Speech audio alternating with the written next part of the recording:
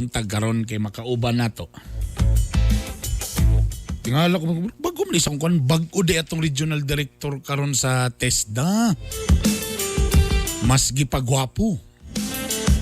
Mas gahi. Mga kagahi sa tinud na ilang gapadayon ang nagpahigayon og mga libreng training ug scholarship program ang TESDA karon. So, despite sa pandemya, kaysa wa tay buhaton sa itong mga panimalay, sa itong mga kaugalingon, may pag-i-level up nato itong mga skills o uban pa. Ha? Mo nang karon ay mga training ug scholarship ang gibuhat ang TESDA. Kabalo ba mo ang TESDA karon? Number 1 karon nga nga government agency, no? Sila ang adunay highest approval rating among the government agencies. Aduna sila 62.1% approval rating. Oh, di ba? Grabe palakpakan sa nato na dito. Tihagi gayo. Galing! Kamo ba gusto mo moapila ng mga training o scholarship sa TESDA? May pa. Kaysa gapang hapdo sa lang ng inyo diha. Karon ay gina-offer galing animation o information technology pod. Wow! So by nini makauban na to karon ang bagong regional director sa TESDA 10. Through Zoom siya karon. Ay lain si Sir Ashari Banto. Sir, good morning. Welcome sa Gahi ni Bay.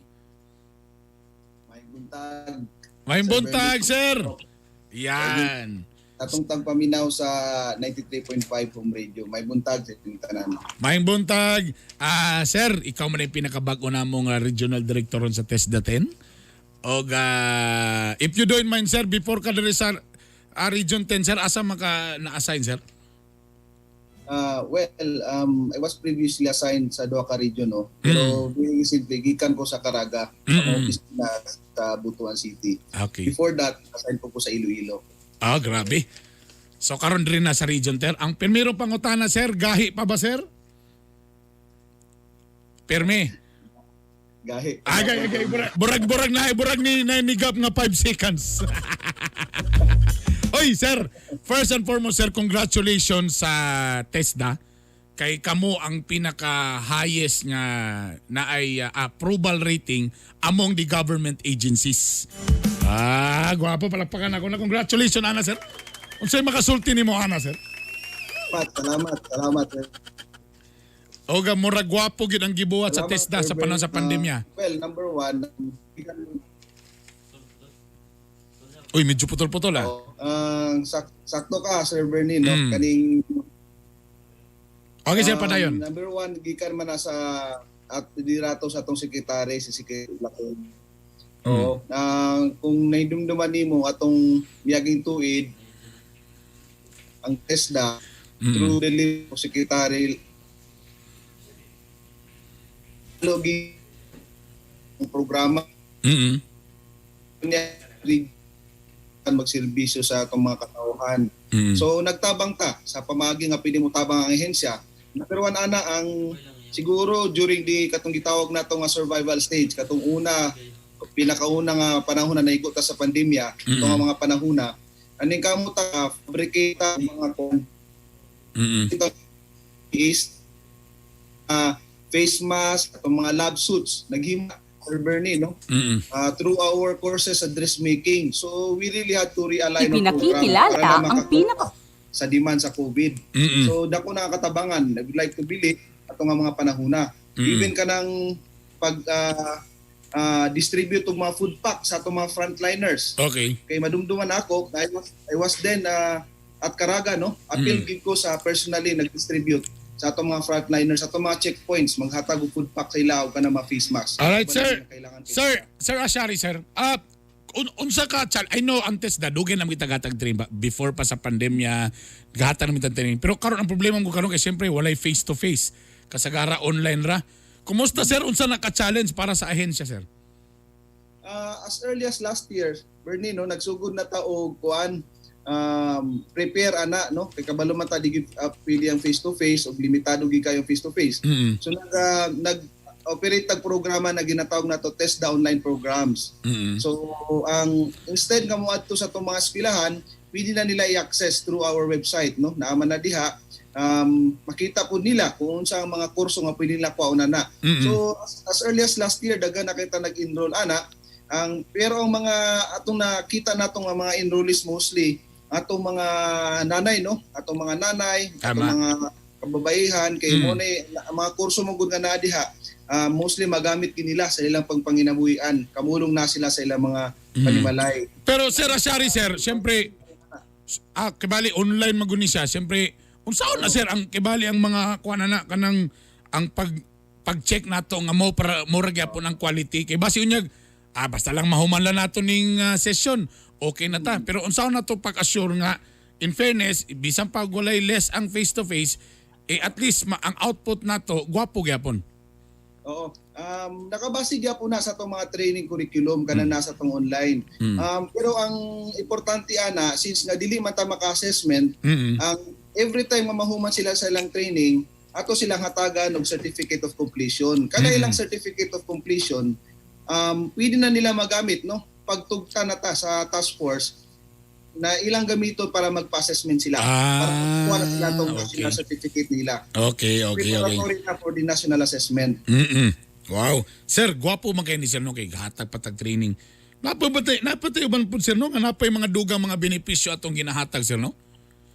Oo. Ang aside sa atong scholarship nga libre, kana atong mga skills training libre man na, gahatag po tag 160 pesos. Gamay ra gud nga allowance per day. 160 pesos per day and then for the entire duration of the training og naputay ginahatag na 500 pesos as internet allowance. Kay kabalutan galing. Kamulong the training kailangan gid ang internet no, internet access og another 500 pesos for the PPEs nga kanang face mask lugar no. Kabaluputa nga every time mo gawas na sa balay di man gina pwede nga wala tay face mask o face shield. Correct. So provide mi ana og 500 pesos pod. Wow, galing nga. So at least karon na pwede nga allowance, at least napa internet kay pang online pa. Wow, galing.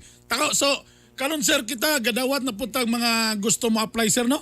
O syempre kani online ba sir o kailangan personal mo ana sa ahensya para mga apply ani? Actually sir, pwede na sila mag-online, pwede po sila mag-personal log at sa itong mga opisina. Kaya na naman tayo, ga-follow naman tayo sa itong mga protocols.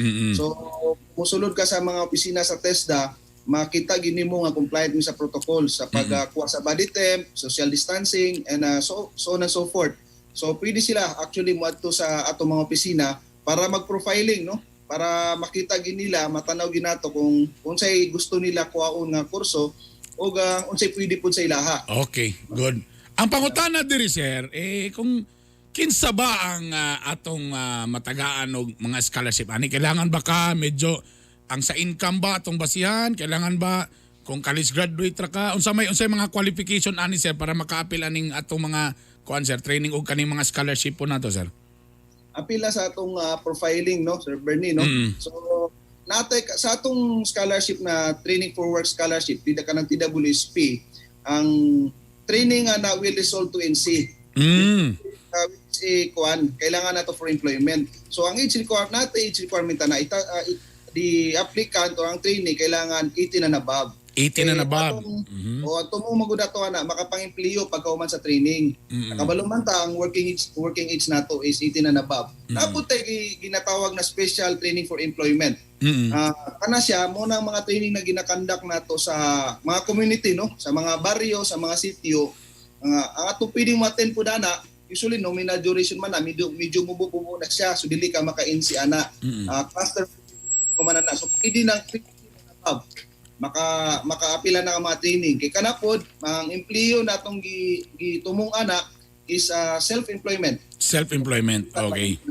Lagi nagmay o mag-open sila talyer, mga ina nga mga klase nga mga training. Ang income sir, kailangan wag gyud kay trabaho, dapat low income ano ka unsa man? Low income sir kas kay ato mag-prioritize ani kanang dili maka-afford because scholarship pa man gyapon siya. So tanawon po nato ang income. So pwede lugar pagadto sir pagtanong nga oy kadjot lang be naka-iPhone 12 ka ha, mahalong kag iPhone ha, dili ka pwede. Nagmotor ka pa doon dire pero grabe mahalon kag accessories ha. So dili ka pwede ingana pa pag profile sir.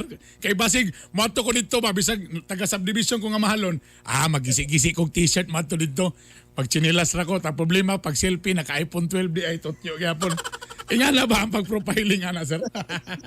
Really sir, mas systematic sir. Tanaw naton kung naba kay existing na income above the national average. Hindi sa protection lang. Pero mula gito, sama sa akong gingon, atong i-prioritize yun katong dili maka-afford sa atong training. Kabalo beta, nabiyo ba nga na yung mga schools, kanumdong ko sa una ng mga magpa-apply ka ng scholarship ba?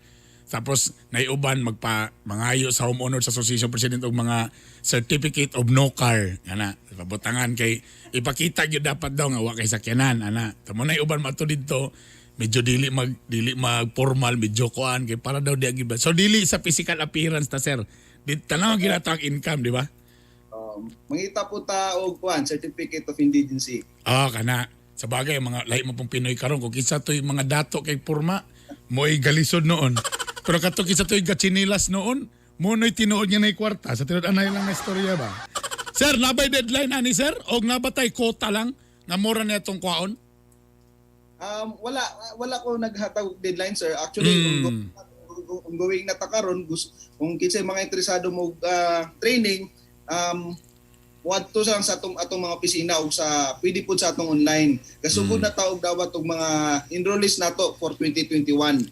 Okay, sa online sir dagan naman ito na lista sir no. Unsa nga klase nga mga skills nato ipanghatag? Yes sir, nada to sir ang menu sa mga nila kwaon. Okay, akong ipakon sa akong writer karon si Sinten paki-search be ato nang isay-sound unya. Kay namon tay saktong oras ato nang kuan kay base na ubang karon nagtan-aw malay mo og naminaw maingon uy gwapo pwede ko mo testing ko di ba? At least kana pa kaysa wa tay buhaton sige lang tag pang chismis sa silingan. May pa magpa-enroll na ta sa TESDA. Sir, paki-imbitar sila sir sa tanan mga nagtan-aw og naminaw karon sa to sir. Gusto na ko imbitaron ang tanan gusto mo appeal sa atong pagbansay-bansay no sa skills training sa TESDA. I would like to invite everybody ang atong mga opisina na mantakaron natong regional office akbang lang gyud ni sa Corpus Christi makita man ninyo ato TESDA regional office. Napuntay opisina sa kuan atong provincial office nasa Trinidad building sa ground floor na diha. Pwede po sila mag-inquire. Napuntay mga eskwelahan sa kanang Kubsat ato man ang TESDA school. Nasa Bugo ug sa Taguluan, RTC Taguluan. So pwede sila mo anha diha depende kung asa mo gapuyo, magpa-profiling mo mangutana mo og anong unsa inyong gusto nga kurso. Again, ang gusto na ko emphasize ang atong mga skills training ginahatag sa TESDA is by way of scholarship. So libre ni siya na may madawat nga allowance. Sama sa gingon nimo Sir Bernie no, instead na magtambay lang inyong mga anak pwede ipa-attend og skills training sa TESDA kay libre at the same time napa sila allowance ka madawat every day. Wow, napay alaasa pa mo na mo ding taas gid kayo gid ang trust rating sa ning kuan gid ba? Kaning TESDA sir. Pwede ba mo dawat de sir og kanang kami mo training kay boradagan na mo gyud mga banner nga gakasapnan sa mga asawa.